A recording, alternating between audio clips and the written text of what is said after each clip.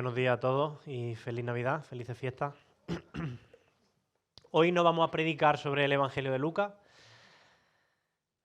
pero sí traigo una breve reflexión precisamente acerca de la Navidad.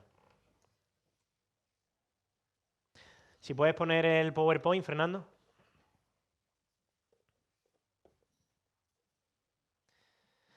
Muy bien, me gustaría comenzar contando una historia, ¿vale? Había un estudiante universitario que estaba en su último año de carrera, ¿vale? El más importante de todo, la etapa de los exámenes finales, y sus padres estaban muy preocupados porque llevaban mucho tiempo, muchos meses, sin tener ninguna noticia de él. No sabían nada de su hijo. Finalmente recibieron estos padres una carta de su hijo que decía lo siguiente, y voy a leerlo, ¿vale? Decía así: queridos papá y mamá, sé que desde hace bastante tiempo no habéis tenido noticias mías, pero dejadme explicar lo que ha sucedido. Hace unos cuantos meses se incendió mi apartamento y perdí todas mis posesiones. Salté desde mi ventana del segundo piso y me fracturé las piernas por 4 sitios. Sin embargo, mientras estuve en el hospital, conocí a una enfermera maravillosa. Bueno, resumiendo, nos enamoramos y nos casamos hace un par de semanas. Os enviaré fotos. Os ruego que no le tengáis manía por los adornos metálicos de su frente ni por su cabello rosa. Con el fin de apoyarla a ella, a sus 8 hijos y a sus 2 nietos, dejé la universidad e intenté atracar un banco. Tristemente me capturaron y ahora estoy en la cárcel cumpliendo una condena de 4 años, aunque las autoridades afirman que estaré libre en 2 años debido a que sufro una enfermedad terminal. Como podéis imaginar, los padres cuando leyeron esta carta se quedaron en shock, devastados por su hijo. Pero se dieron cuenta que en la parte de abajo de la carta había una palabra que decía sigue. Así que ellos dieron la vuelta a la hoja y encontraron las siguientes palabras. Papá y mamá, supongo que a estas alturas os sentís muy preocupados. Así que dejadme deciros que todo lo que os he escrito anteriormente en esta carta es totalmente falso. La verdad es que hace 2 semanas supe que había suspendido todos mis exámenes finales de carrera. Solo quería que recibierais la noticia con la perspectiva adecuada. Suspender todos los exámenes de fin de curso es una mala noticia, pero quizás no es tan mala si tú las comparas con otras noticias que pueden ser mucho más terribles que esa. Así que todo es asunto de perspectiva, y eso es lo que este hijo estaba tratando de hacer con sus padres, ponerlo un poco en perspectiva, ¿no? Pero la realidad es que los seres humanos con demasiada facilidad perdemos la perspectiva correcta de las cosas.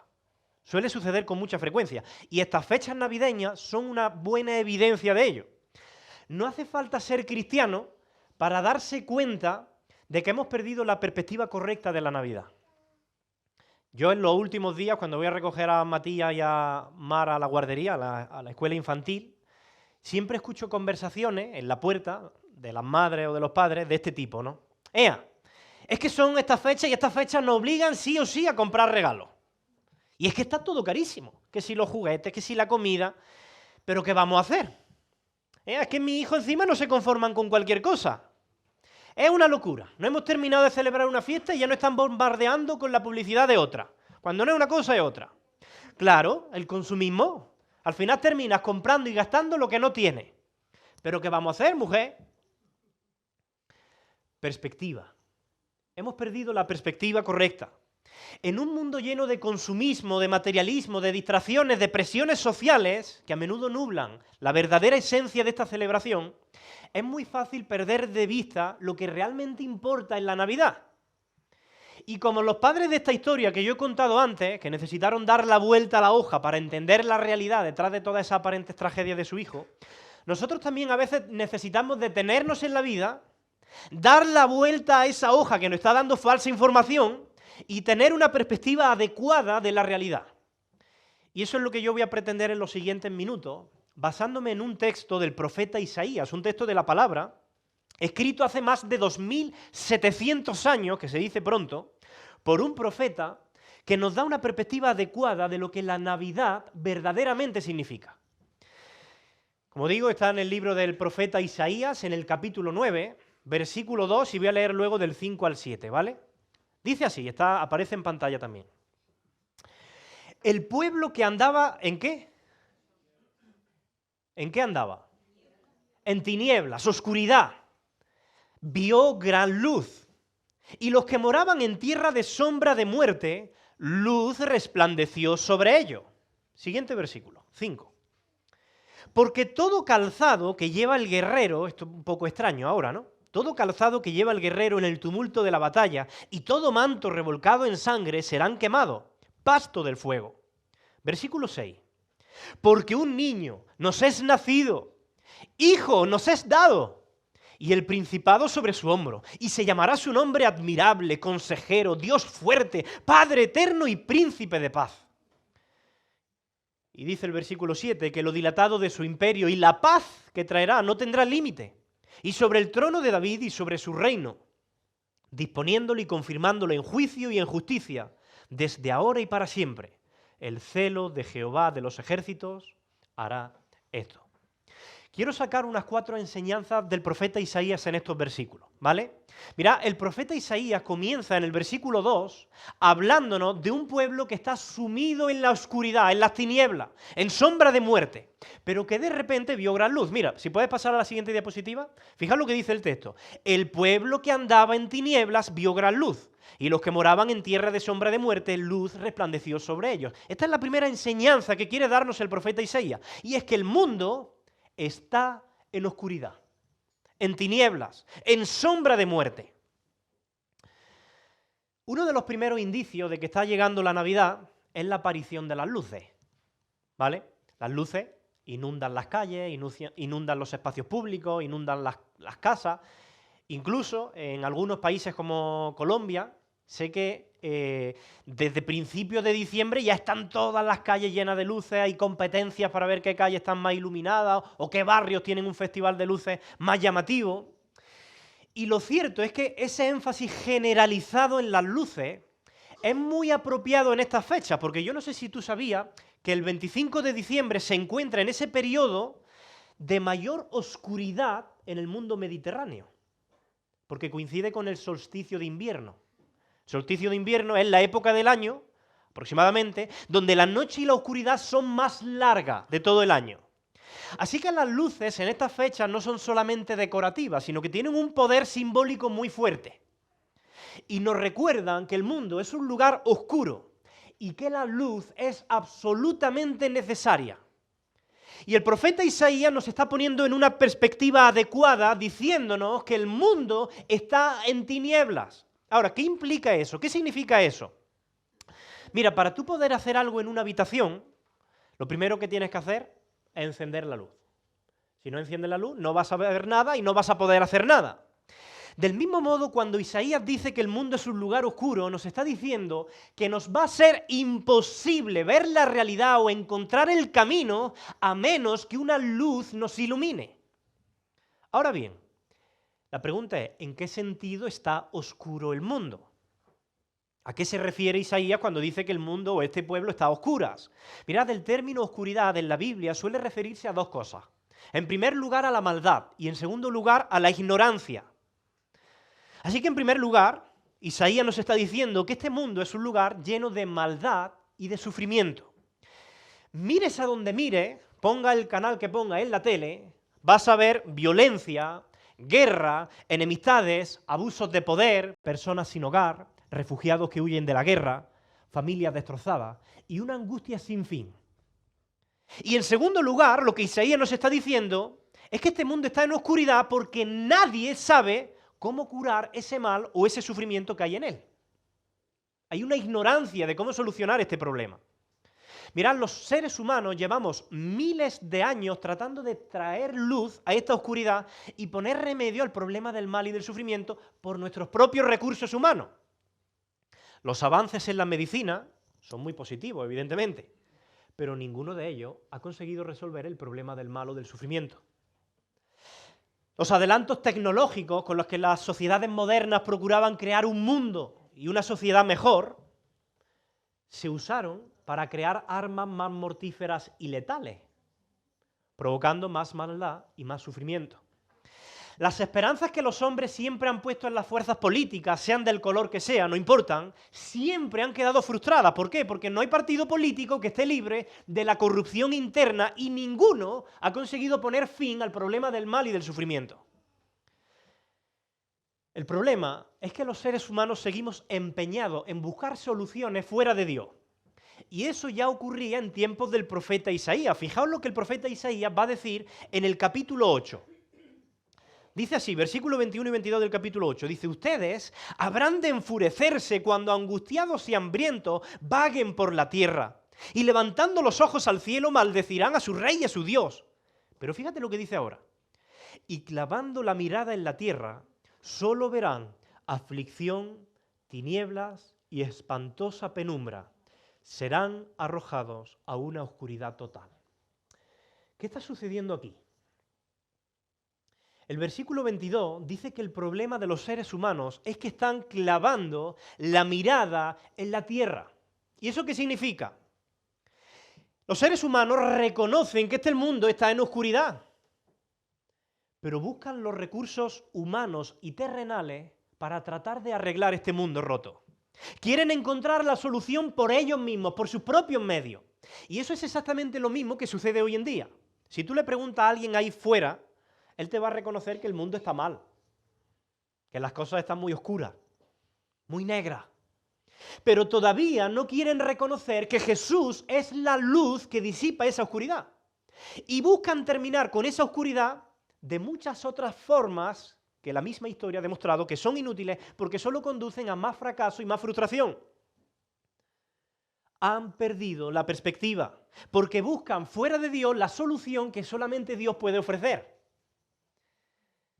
Sin embargo, Isaías nos va a dar una segunda enseñanza, y es que la Navidad es esa luz que resplandece.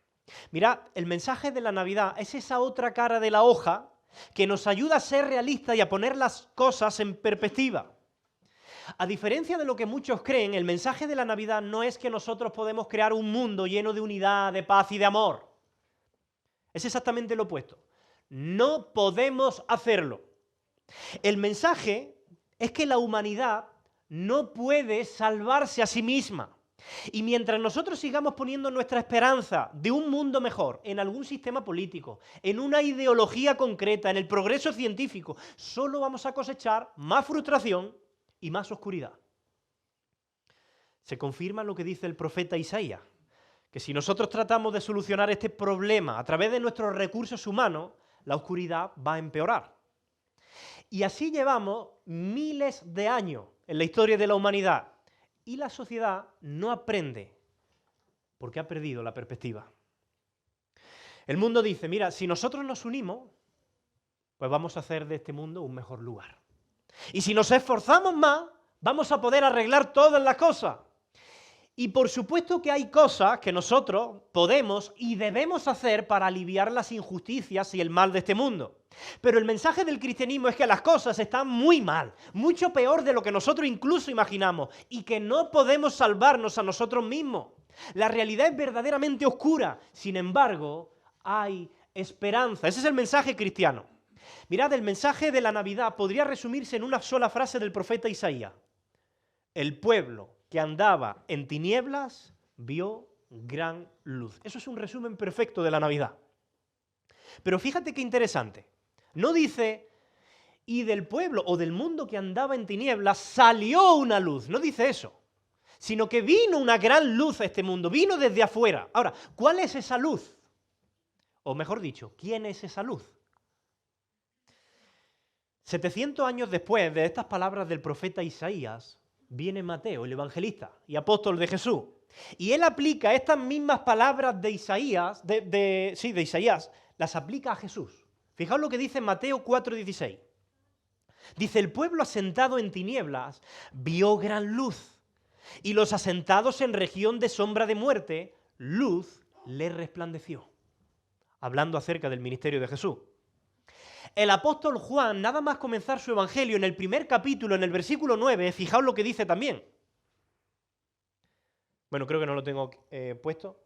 Lo leo yo. Dice así. Aquella luz verdadera que alumbra a todo hombre venía a este mundo. O sea, lo que el profeta Isaías nos está diciendo es que hay una luz fuera de este mundo y que Jesús ha venido a traernos esa luz para salvarnos. Ahora sí, fijaos lo que dice Jesús en Juan 8:12. Dice, una vez más, Jesús se dirigió a la gente y le dijo, yo soy la luz del mundo. El que me sigue no andará en tiniebla, sino que tendrá la luz de la vida. Ahora bien, ¿cuál es el significado de esa luz? Cuando Isaías habla de esta luz de Dios que ha resplandecido sobre un mundo de oscuridad, dice el versículo, si puedes pasar a la siguiente diapositiva, el versículo 2 del capítulo 9 de Isaías, dice, luz resplandeció sobre ellos. Isaías tiene en mente el símbolo del sol que resplandece. Y la luz del sol principalmente trae tres cosas. Trae vida, trae verdad y trae belleza. En primer lugar, el sol nos da vida. Si el sol desaparece, la vida desaparece, nos congelaríamos. El sol es la fuente de toda vida, pero recuerda una cosa, Isaías no nos está hablando del sol, nos está hablando de Dios. Está utilizando el sol como una metáfora para darnos a entender un poco mejor a Dios. Lo que Isaías nos está diciendo es que nuestra vida depende de Dios. Que hemos sido creados para ser seres dependientes de Dios, nos guste o no nos guste reconocerlo. El apóstol Pablo en Hechos 17:28 dirá que en Dios vivimos, nos movemos y existimos. Es decir, si tú existes hoy, es porque Dios está sosteniendo tu vida y cada latido de tu corazón. Pero la oscuridad que hay en nosotros trata de llevarnos a no querer depender de ese Dios, sino a clavar nuestros ojos en el mundo, a darle la espalda a Dios. Y esa es la razón por la que la sociedad tiene tantos problemas en encontrar el significado o el sentido de su vida, en encontrar esperanza. Esa es la razón por la que hay un descontento generalizado que nada ni nadie puede satisfacer.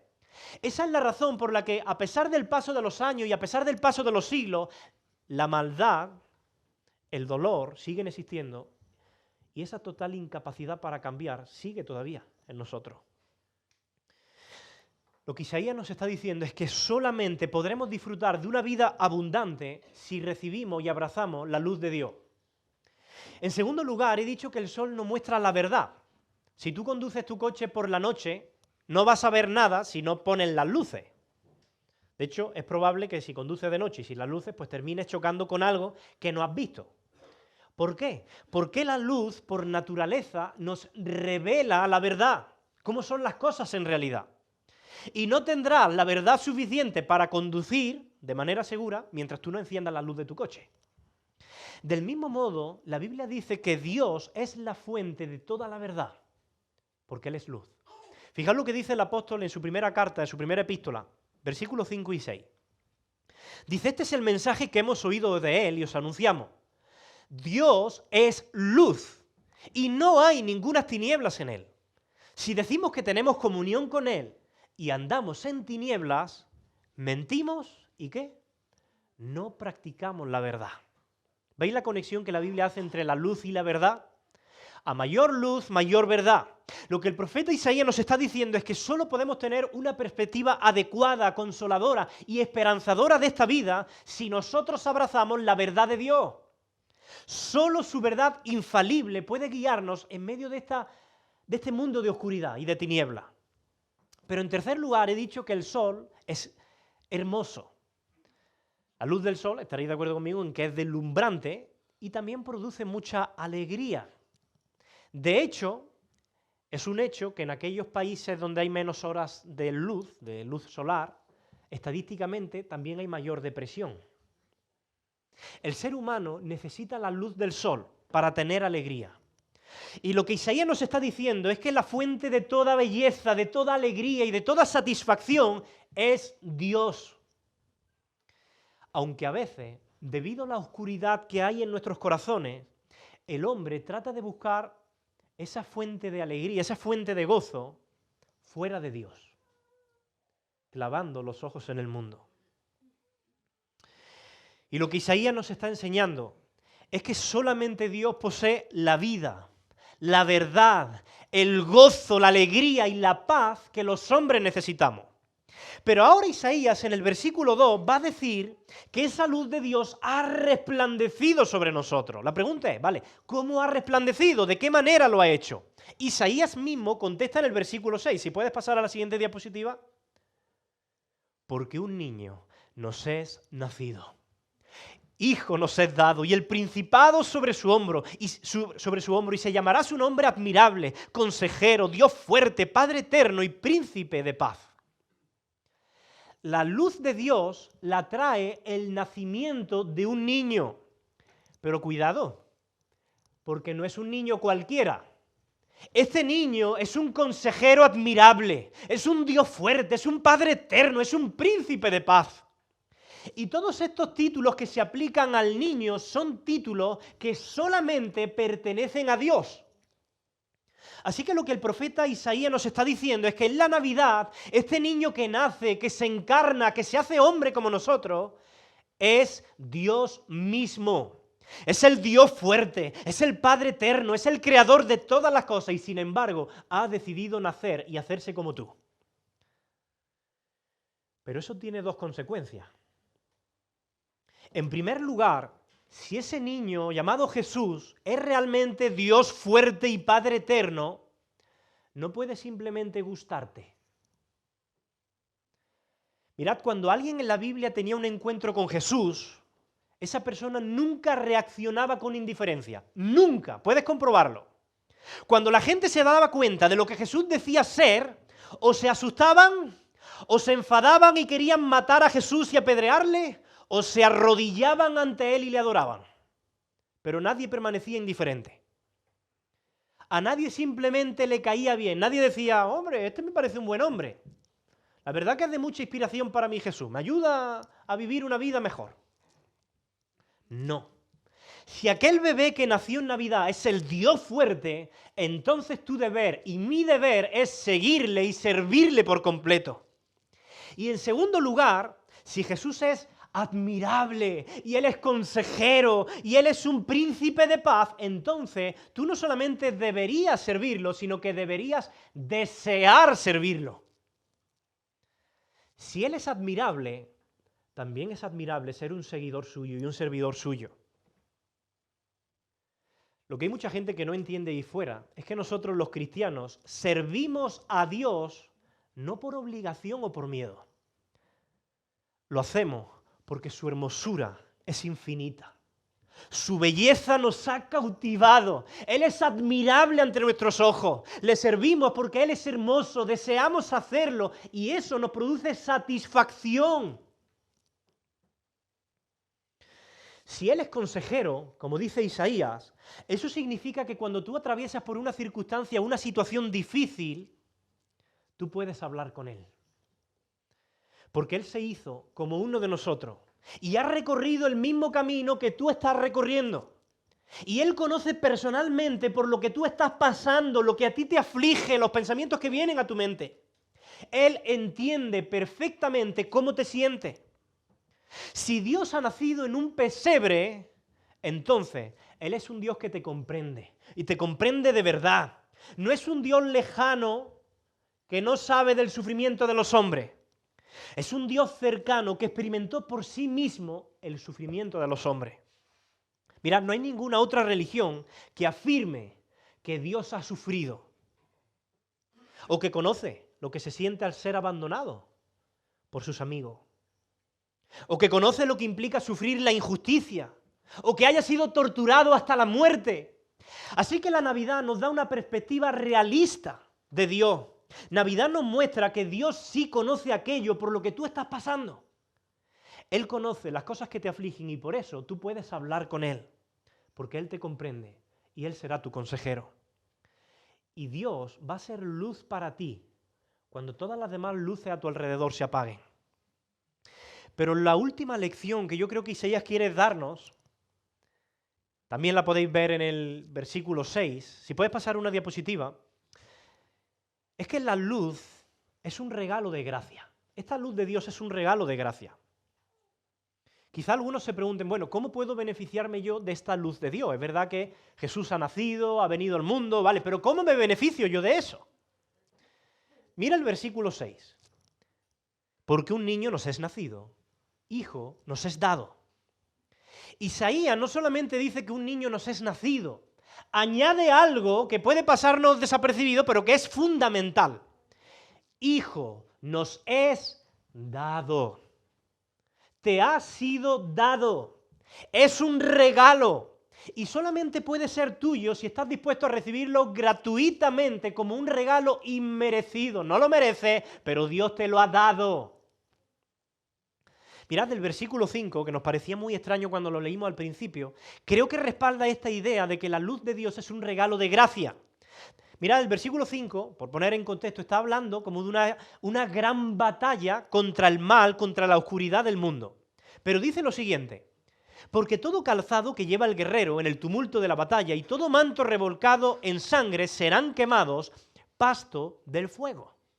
Isaías está describiendo esta imagen de guerra contra el mal, pero nos dice que no vamos a necesitar el calzado del guerrero, ni la armadura ni la espada, que todo eso va a ser quemado, pasto del fuego. En otras palabras, la gran victoria sobre el mal y sobre la oscuridad de este mundo no va a ser fruto de nuestro esfuerzo. Habrá otro que va a pelear por nosotros. ¿Sabes quién es ese que va a pelear por nosotros? Lo dice un versículo después. Si puedes ponerlo.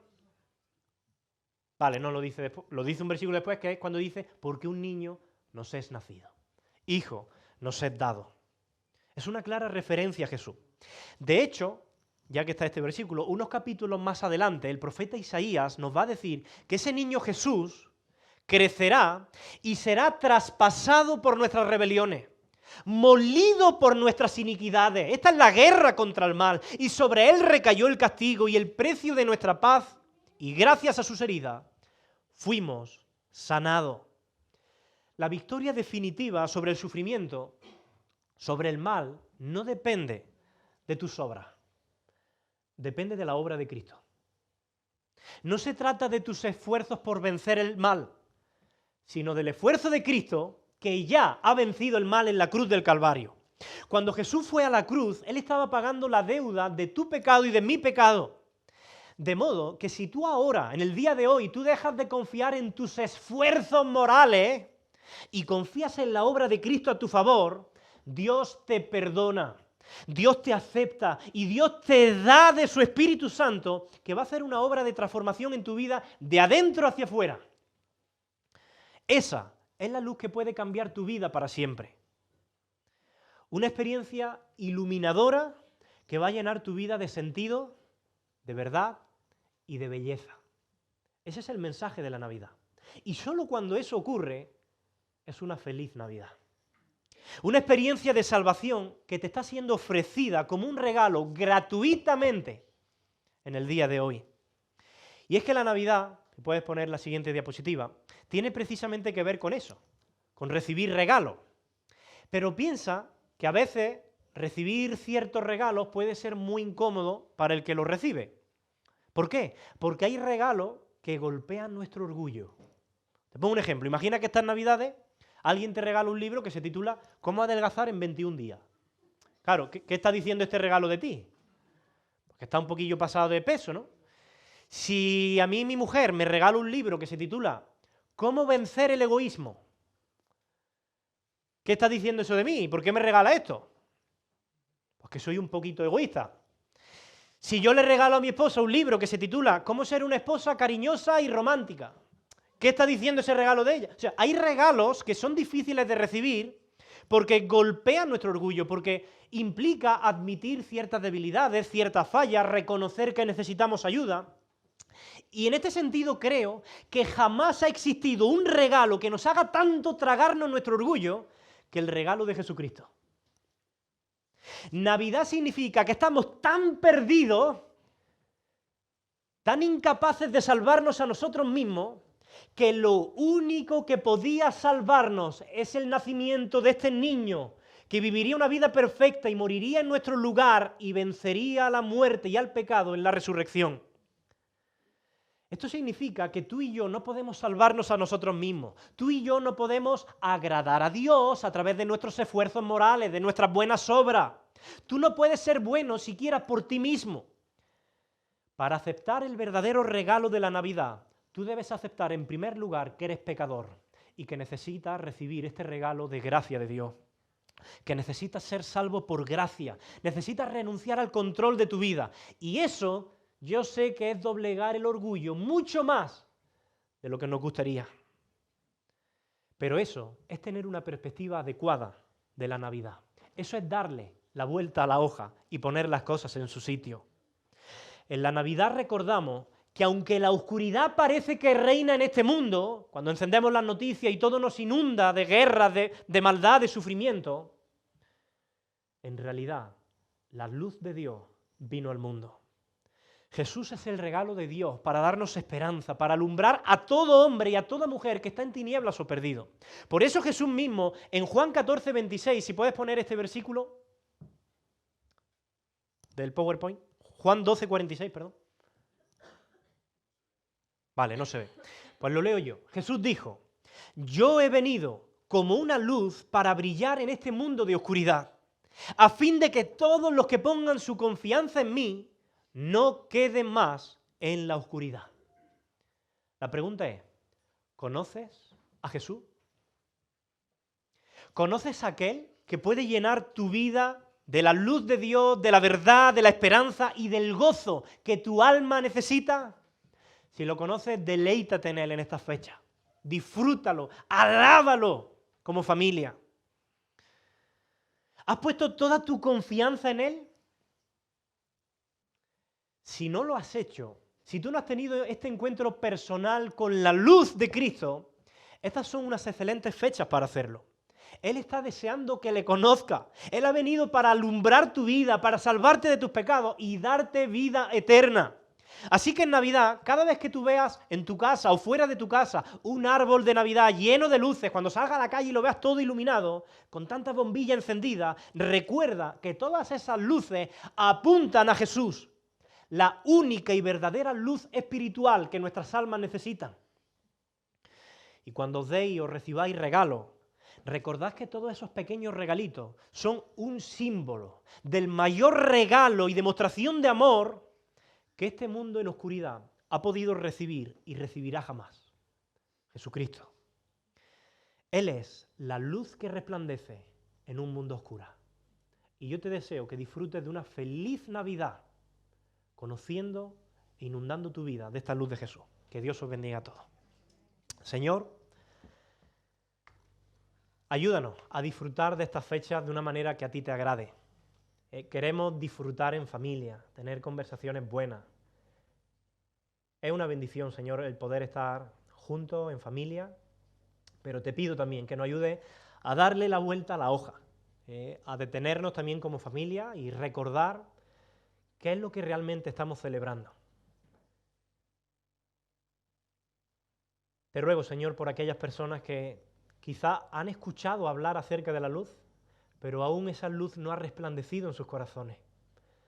Y te ruego, Señor, que puedan tener un encuentro contigo, con Jesús, y tú puedas salvarles de sus pecados y puedas llenar su vida de verdad, de belleza, de esperanza y de sentido. Oramos, Señor, por nuestra nación, por nuestro país y por nuestros familiares que aún no te conocen. En el nombre de Jesús te lo rogamos todo y te damos gracias por tu amor por nosotros, por haber enviado a tu Hijo a morir en nuestro lugar. Gracias por tu salvación. En el nombre de Jesús. Amén.